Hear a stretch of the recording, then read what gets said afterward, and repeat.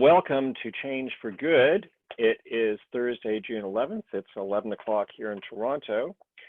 And as we wait for the participants everyone here to join in, I just wanted to welcome everyone again to Change for Good, which we created as a place really of community and inspiration for social change leaders and social change makers around the world. And we've had the great pleasure of doing this, these incredible conversations for the last, I think, 11 weeks, and they'll continue after this. I was thinking before this conversation about a conversation I had with my friend Patch earlier this week, and Patch is the founder and CEO of Good Life Fitness, an amazing organization all across Canada. And he said to me that the role of entrepreneurs is to find solutions to social problems.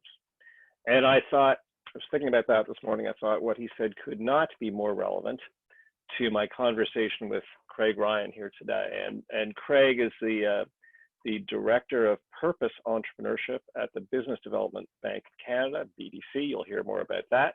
He leads the BDC team to create a national movement of B corporations, and I would actually say that Craig knows more than anyone I can think of about the role of entrepreneurs in social change. So welcome, Craig. It's so great to see you again. Good morning, Paul. It's great to be here. Great. Well, we as I said, we created this community, and the community is inspired by what people like you are doing and thinking differently. And so we just really appreciate you being here. And I also wanted to say to everyone joining us today that Craig and I will be having this conversation, but it's not just our conversation. We really encourage everyone to think about any questions that you have for Craig. I know he'd be eager to answer any of them, and we'll get to as many of them as we can. And Craig, you and I have known each other for quite a long time, actually, and have collaborated together. Here we are sitting in our homes, and I'd just love to hear, what is life like for you today, and how have things changed? How have things changed? Well, after 10 years of commuting from the edge of the island of Montreal downtown, I now get to wave hello at my mailman every day because my workstation is a table in the living room window, as you can see. Like lots of people, I get more time to read and listen to music. And I think like lots and lots of people, the forced quarantine and the circumstances have me thinking a lot more about the distinctions between what's important and what's frivolous and what we should change. But in general, all's well. That's good. And I think that it is a time when people seem to be reconsidering the kind of meaning in their lives and who they're working with and what they're doing and so on. But you've had, the experience of working, you've got I would say, a very special and unusual role for a very unusual kind of financial institution, the Business Development Bank of Canada. That's right. Yeah. Mine is an unusual role inside an unusual bank, and BDC, my workplace, is unusual in that it only does one thing. It only provides financing and advice to Canadian entrepreneurs. So, Paul, if you wanted to open an account at BDC, you can't do it. If you have a 1%er client in Dubai, we can't help them out. We only support entrepreneurs who are Canadian flesh and blood in virtually every sector and certainly every part of the country. And the COVID crisis has meant a lot to us. It meant basically all hands on deck when as I say, what I call the economic coma that followed the crisis or came in on the heels of the crisis. First thing we did was send out about 40,000 letters to clients across the country saying, if you need a vacation from your or postponement of your payments, please take it, tell us.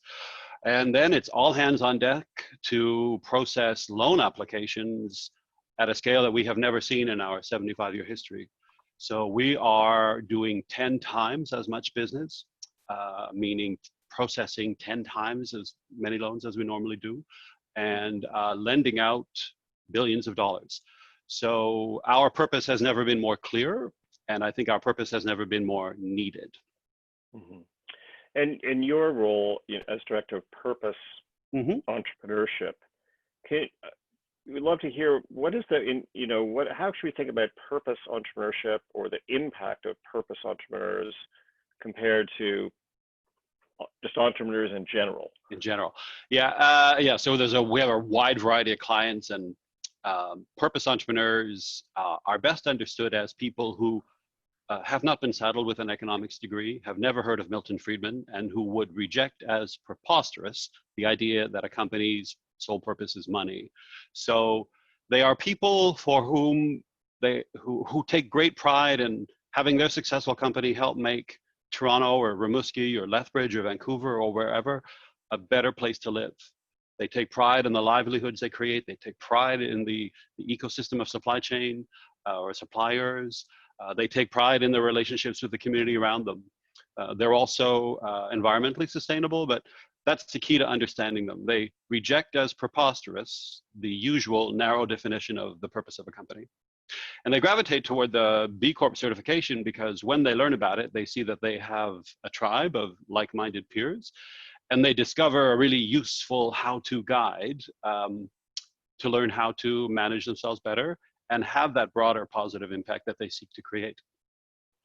Now, just in case anyone here, I'm sure everyone knows, but Craig's reference to Milton Friedman is the specific of what he said, in 1974, I think, is basically the business of business is business. That's right, and, money only. And you're talking about something very different. So the other thing I just was thinking about is that, in the context of what's happening today, of course, lots of businesses are affected very badly. And small businesses, I think, you got the storefronts of the world, restaurants, and food service, and all kinds of other services who have been particularly badly impacted. And so what are you seeing? So it feels to me like on the one hand, you've got these purpose entrepreneurs who are in business to make a difference, I'll say that. And we need a difference more than ever today. And those people That's right. must be having a hard time getting by. They are. Like, before I proceed to my answer, I should point out, Paul, I can't see you anymore, and I hope I'm just the only one, but there you are. Oh, okay, sorry. We all want to see you. I don't know about that. They're experiencing the crisis just like everybody else. The revenue plummets because the clients are all home. They're not able to keep all of their staff. But what we see in the B Corp world and in their behavior is because they've built a local strength, meaning loyal, hardworking employee team, robust regional or local supply chains. What we're finding is that many of them are finding approaches and surviving in ways that a conventional reliance on something like an international supply chain makes harder. And that's one of the things that the crisis has brought to light. Suddenly, international supply chains, which we did without thinking at our keyboard, or created without thinking at our keyboard, they can crack overnight. And what do you do? So because B Corp companies are like all other companies in that they are all sizes, all sectors, they are, they're suffering through this just like everybody else. But what I see is behaviors that correspond to what we saw in the last big crisis, which was the recession that followed the 2007 and 8 financial sector implosion. And there I saw some interesting stats recently from Forbes that found that B Corps were 63%, or 63% of firms survived that implosion, whereas the overall usual rate was about 50. So a conventional minded observer would say, if they're preoccupied giving back to the community, the bottom line is suffering, they're more likely to go up or go belly up. Actually, the opposite is true. Because they're local, because they're building those relationships, they have a resilience that sees them through these tougher times with a higher survival rate than conventionally conceived and managed businesses. So yeah, sorry, go ahead. Oh, no, I was going to say we don't have any data just yet, but lots of observations that lead me to believe we will see the same thing in this crisis. I've got a question here from Grant, who's written in. I'll just share this with you, Craig. Is the BDC making a conscious effort to give preferential treatment to B Corp companies, or encouraging non-B Corps to be more sustainable? Our purpose is to support entrepreneurship in Canada, which means all entrepreneurs. Our purpose is not to change Canadian entrepreneurs' behavior. So what we do is provide support for that sector, and we provide a kind of support that really only a national bank can, which is we promote the tool that attracts them like a magnet. We hold across Canada virtually every week workshops where we introduce or walk entrepreneurs to and through the first steps of certifying themselves. And we help make happen meetings and community building of the places in Canada where the B Corp community has a certain critical mass. Vancouver, Toronto, and Montreal, notably. So Grant's question is an interesting one. The classic marketing reflex is to say, oh, if it's a different kind of cohort and we can attract them, lure them in with a lower interest rate. Most B Corpers would say, happy to accept it, but do not imply my company needs it. I am as strong as anyone else. And historically, we BDC have declined to do that simply because we thought that the most powerful contribution that we could make is by having the data and the proof to stand up and say publicly, these companies, this global experiment in company purpose produces companies that are as profitable and as robust as conventional companies. And to boot, it looks like they're more resilient as well. So that's what we do. Thank you. We've got a few other questions here from people watching, but also, we've been kind of talking at a high level. I don't know, are there any specific examples that you could share, like some amazing action that a B Corp has taken in the last little while, or someone who could really, like a kind of best practice that you could think of? Share. Well, a key thing to understand about the B Corp world is that they are, at first glance from a distance, completely conventional looking. Like it's construction companies, it's sales companies, it's retail, it's all sorts of things. This is not the gang that wants to develop an app to reduce world hunger. Okay, this is the gang that takes pride in livelihoods that it creates and in practices. And in their midst, you'll find hyper ambitious people who want to do more. One of my favorites is a fellow from Quebec City. His name is Louis Roy. His company is called Optel Group, and they are a tech traceability. Yeah. Optel. Okay. OPTEL, and they're a tech traceability firm. So they help industries like the pharma industry prove that what's on the shelf is theirs, that kind of thing.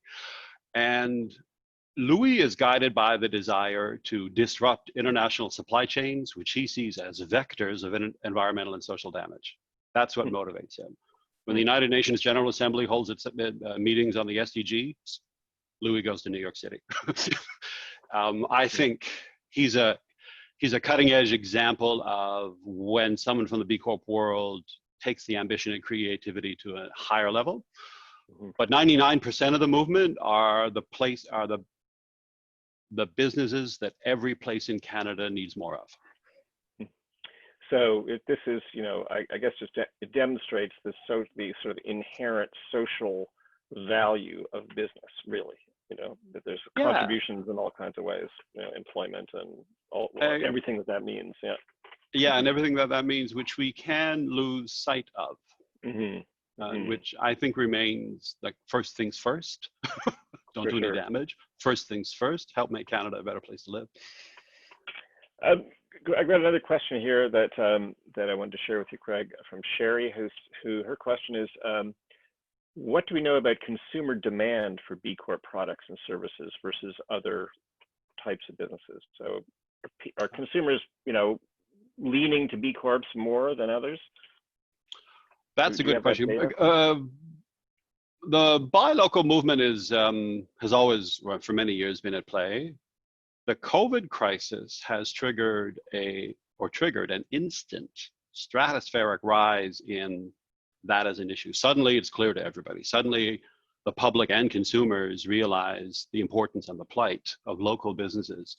So we've seen that boom in recent weeks. Here in Quebec, for example, the provincial government created a platform called Le Panier Bleu, the blue shopping cart for, we've lost you again, Paul. That's my own fault, actually. And this platform called Le Panier Bleu attracted a whopping 2 million people within the first weeks of its opening. And the challenge for B Corps right now is that too few members of the buying public know what a B Corp is. Too few members of the buying public know that a B Corp is exactly what they're looking for when they think buy local. Because what they're looking to do, that consumer is acting on values. They want the impact of the dollar that they spend to have positive impact elsewhere, not in the abstract. It'll be Marge's store up the street or Joe's farm, you know.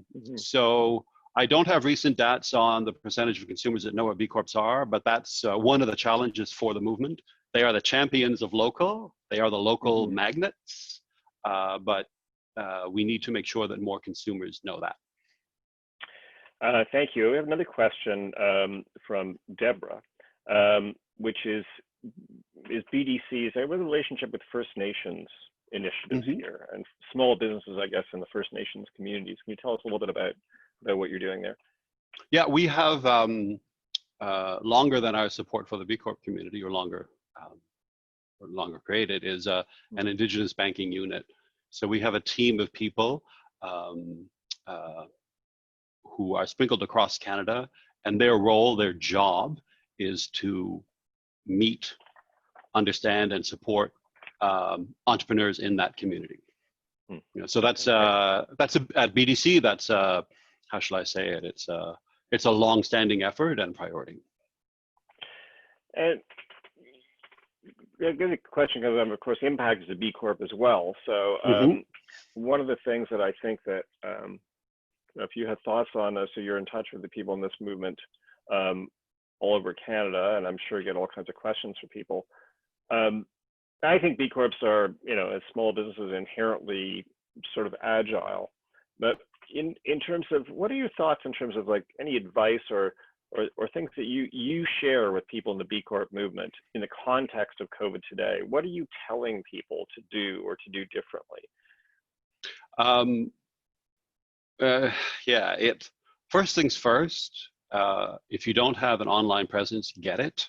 The local consumers, if they can't reach you online, get it. And a shocking percentage of Canadian SMEs do not have an online presence. So first things first.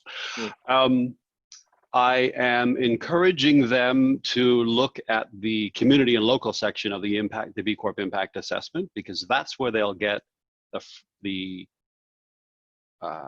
polished, creative, ambitious ideas about how to create that local strength through supply chain and employees. And at a higher level, I'm encouraging them to seize the day.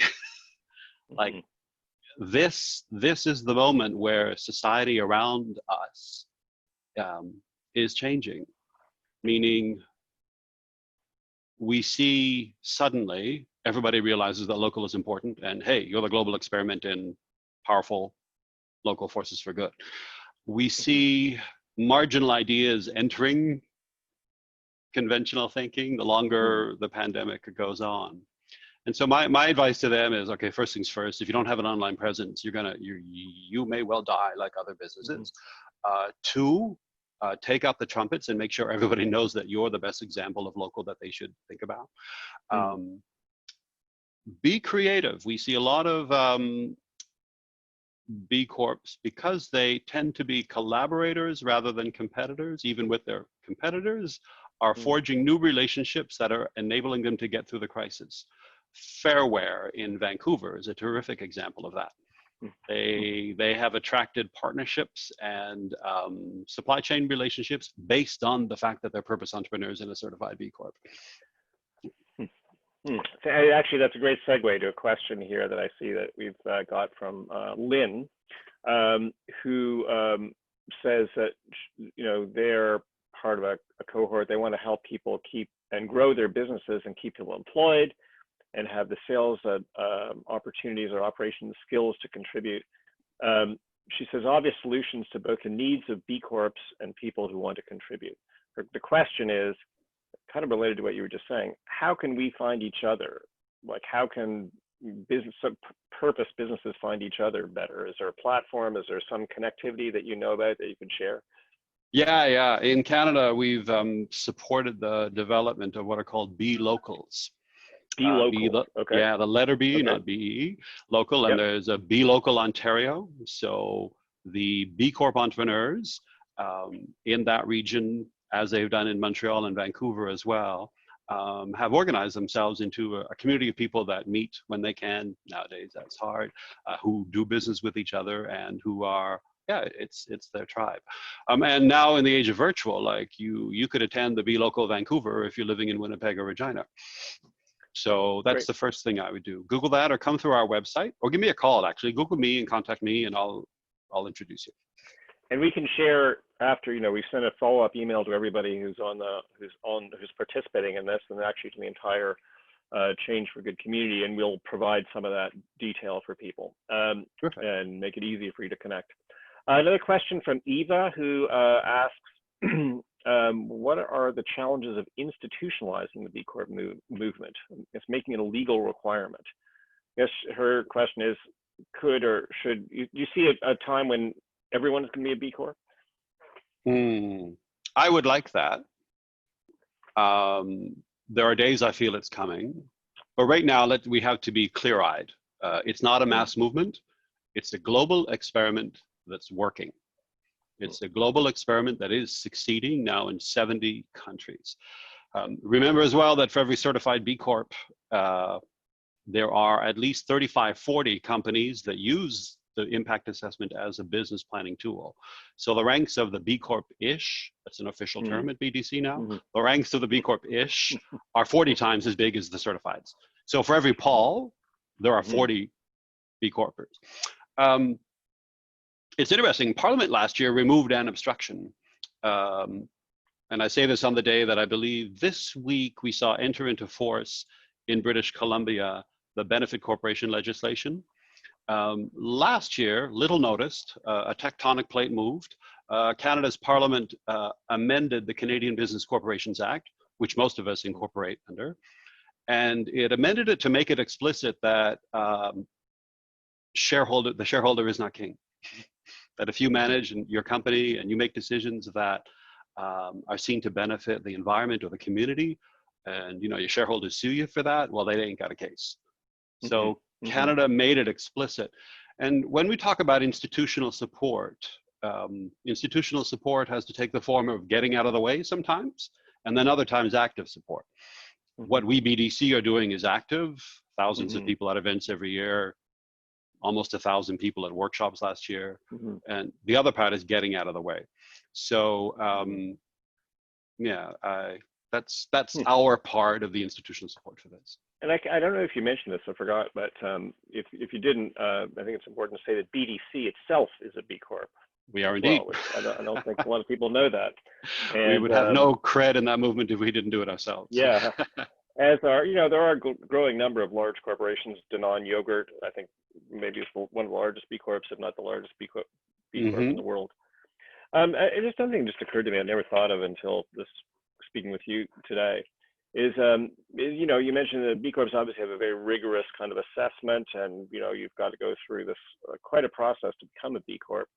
And I'm wondering what your thoughts are in terms of how that might change as a result of or after COVID. As an example, you've got clearly there's all kinds of other employee priorities that didn't exist before: flexibility of working at home, the health of employees, insurance, a whole lot of things. I don't know if that's come up in your conversations or thinking so far. Like, how is B Corp going to change?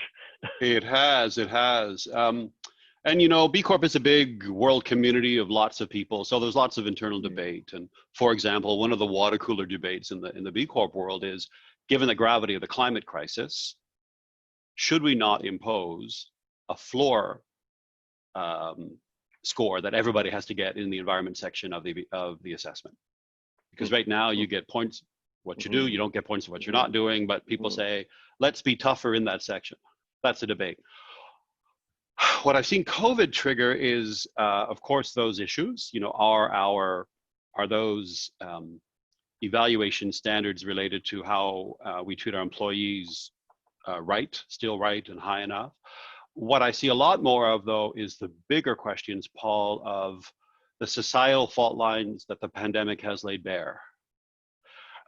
We see more clearly what happens in different communities. We see inequity taking almost, how shall I say it? We see the justice, we see the inequity, and we see excluded parts of the population more clearly in stats on the pandemic spread. And so in the B Corp movement, what we have is people saying, it's not enough for us to manage our companies this way.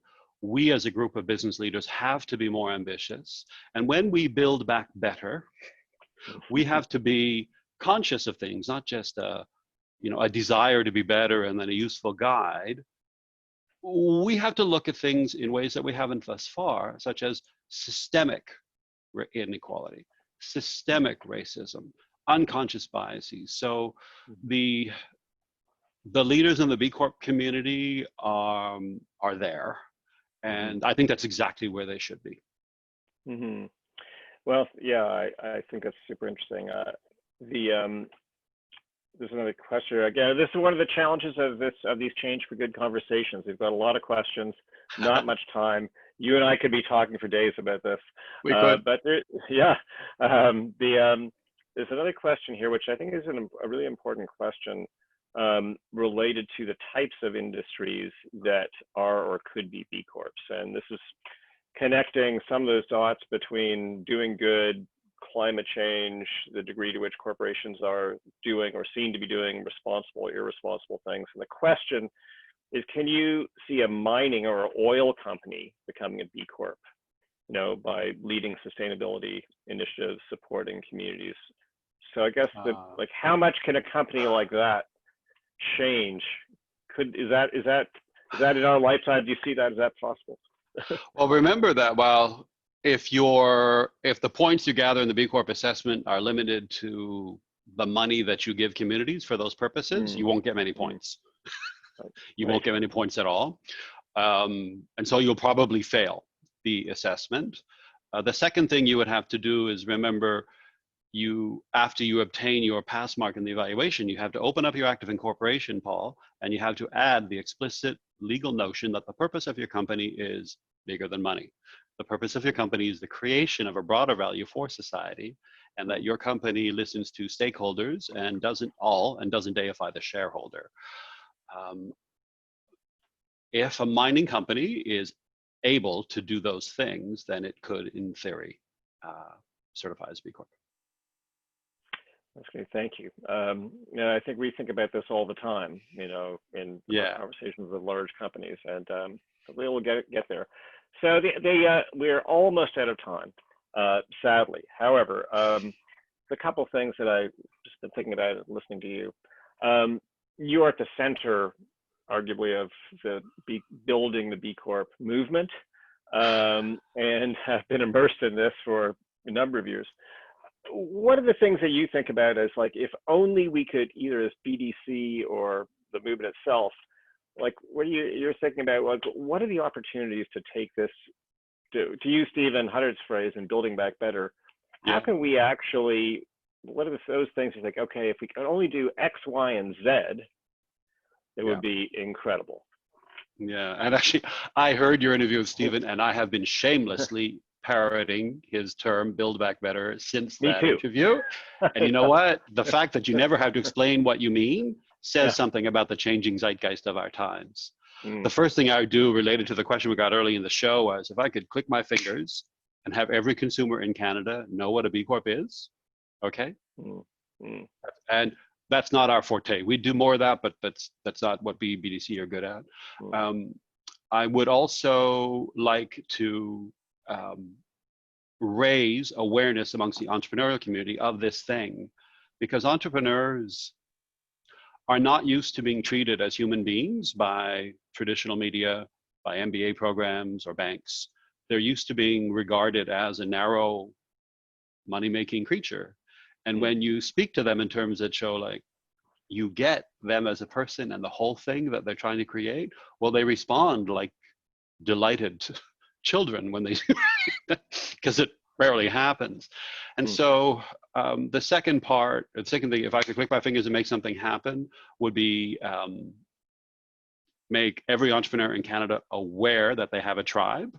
And then we would see that the total tribe is way bigger than it is. And this tool over here called B Corp is freaking useful, and you should try it out. Amazing. Thank you. Craig, we've run out of time, but you know, again, I love speaking with you. It's always such a pleasure. I always learn something from you. I know that everyone here listening today will really appreciate it, what you've had to say, and inspire everybody to be a B Corp. That's the one thing everyone here is to be, or sign up, do the assessment, and act now. There's no better time to be a B Corp, really. That's right. So thank you, Craig, and thanks to your team at BDC for the incredible work you're doing. Thanks to our team at Impact for the incredible work they do.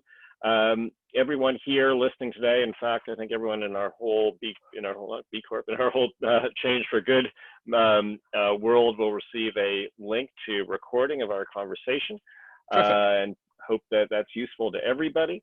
Next week, which is June 18th, a week from today, really looking forward to speaking with a remarkable woman who's the president and CEO of Parachute Canada. Her name is Pamela Fusilli. Parachute Canada is an organization that is leading injury prevention and health promotion. She's an expert in this area, what the work they do, and her knowledge over years and years of this work is so important today. I think it's going to be an incredible conversation, so please tune in for that. And it's just such a pleasure to have these conversations with people like you every week. So it's been fun, Paul. And what I look forward to, I love to pay you back with a proper coffee or a proper beer in a crowded, rambunctious Toronto cafe or bar. Someday we'll do that. I'm there. As soon as you can make that happen. We'll have a big party for everybody here, the whole world. Good idea. Thanks, everyone. Okay. Stay safe. Bye. Bye.